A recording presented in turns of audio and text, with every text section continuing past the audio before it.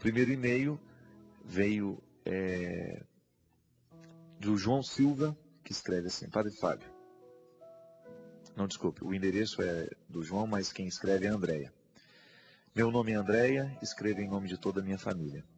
Escrevo pedindo profundas orações para o meu afilhado Bruno Gomes, de 5 anos. Ele é filho do meu irmão André Gomes, que morreu em um trágico acidente em maio deste ano, enquanto trabalhava com seu táxi em uma via expressa aqui no Rio de Janeiro.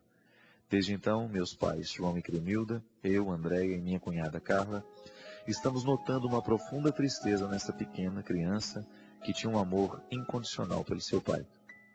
O garoto está fazendo acompanhamento psicológico, mas não está surtindo efeito, e ele detesta todas essas sessões.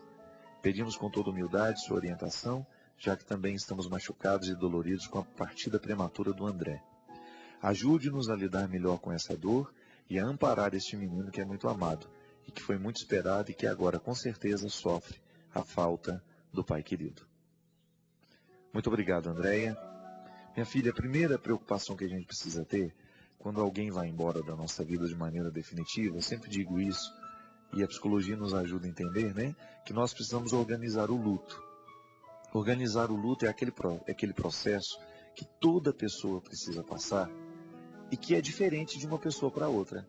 A organização no luto consiste em você recriar o mundo sem aquela pessoa agora. Consiste em a gente começar a colocar as coisas em ordem, sabendo que aquela pessoa não participa mais da nossa vida.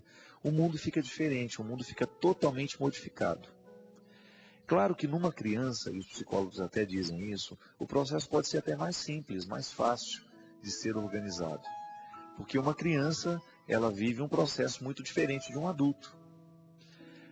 Eu particularmente penso que o luto de uma criança, ele se torna mais difícil à medida que o luto dos adultos está sendo difícil também. Não significa que a gente vai fingir diante da criança, não significa que nós vamos assumir uma postura falsa diante da criança, de que ninguém está sofrendo, não. Não se trata disso. Eu acredito que os nossos filhos têm que ser educados para a verdade. Se o momento é de tristeza, vamos ser tristes. Se o momento é de alegria, vamos ser alegres. Nós precisamos saber lidar com todos os nossos sentimentos. E quanto mais liberdade a gente dá para a criança que está do nosso lado, para ela expressar o que ela verdadeiramente está sentindo, maior será a verdade nessa criança, a capacidade que ela vai ter de expressar os sentimentos que tem. Porque um dos grandes problemas que a gente enfrenta na sociedade, muitas vezes dentro da nossa casa, é a incapacidade que as pessoas têm de manifestarem o que sentem. A organização do luto passa por aí, na capacidade que a gente tem de expressar a perda que sofreu. Organizar o luto consiste em nós sermos capazes de dizer, de poder falar, de poder expressar a falta que o outro nos faz. Pode ser, Andréia, que na organização do luto de vocês, do seu pai, da sua mãe, da sua cunhada, vocês estejam criando alguma trava para que essa criança manifeste o sentimento dela também. Porque não é normal, isso aí a gente sabe por experiência própria, por mais traumático que seja a partida de um pai, de uma mãe na vida de uma criança, ela tem uma facilidade maior de organizar isso, desde que o contexto em que ela está situada lhe favoreça essa organização do luto.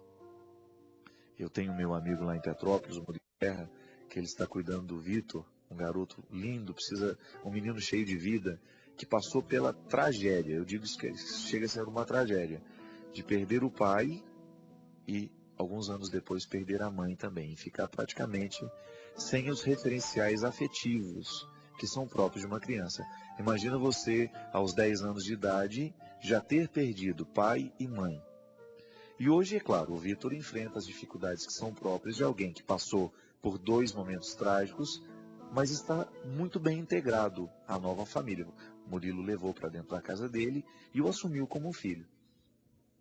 E ali o que a gente percebe? O esforço de trazer este menino para o contexto da família, de deixar ele sentir o que ele sente, de deixar ele falar o que ele quer falar. Porque o luto da criança está intimamente ligado ao luto dos adultos. Sabe por quê? Por uma razão muito simples, gente. Uma criança não tem, por mais que ela tenha o seu mundo próprio particular, ela não consegue ser o prefeito dessa cidade. Entendeu? A prefeitura da cidade interior dela, ela não exerce, ela não consegue, ela não tem maturidade para isso. Ela está o tempo todo recebendo influências dos adultos que estão do lado. Então, o comportamento dela estará diretamente ligado ao comportamento que os adultos estão tendo. Então, se de repente o clima ainda é de muito desespero, se esse desespero está sendo manifestado o tempo todo, é claro que essa criança vai ficar prejudicada e fragilizada. Agora você pode dizer, não, padre, nós não temos mais manifestações de choro, nós já estamos levando a vida normal. Então vocês precisam descobrir o que é que ficou diferente dentro da casa de vocês, depois da morte desse filho, para que essa criança ainda esteja vivendo os reflexos desta morte, dessa tragédia. É preciso descobrir quais são as transformações que aconteceram e que podem estar influenciando o comportamento dessa criança hoje. Claro que uma terapia ajuda, mas a partir do momento que ele não quer, não adianta, gente. É igual o menino que não quer ir mais para a escola. É muito difícil. Não estou falando que tem que tirar o menino da escola, não. Estou falando que tem que descobrir o valor daquilo. Tem que passar por um processo de amorização daquilo que se odeia. Porque senão a gente não suporta mesmo. Se ele não está gostando da terapia, tente mudar o terapeuta. Tente oferecer uma outra terapia para ele. E às vezes, gente, a boa terapia que essa criança precisa viver nem é terapia de consultório, não. Coloque esse menino numa atividade de grupo, de repente descubra o que ele gosta. Se ele gosta de música, coloque para estudar música dentro de uma escola de música onde ele vai ter um grupo maior, onde ele vai dividir um pouquinho o coração sofrido que ele está tendo. Se ele gosta de jogar de futebol, põe ele numa escolinha de futebol, ocupe a cabeça dessa criança. Pode ser que ele esteja muito desocupado dentro de casa. Pode ser que o mundo esteja muito sério para ele. Pode ser que ele esteja tendo pouco contato com outras crianças. E isso dificulta ainda mais a organização do luto dele. Então, uma criança, você precisa povoar a cabeça dela de coisas boas, de sentimentos bons, para que aos poucos ela vá se desligando do acontecimento. E será mais fácil à medida em que vocês adultos cuidarem então, para que essa criança tenha um ambiente cada vez mais saudável. Tá bom, minha filha?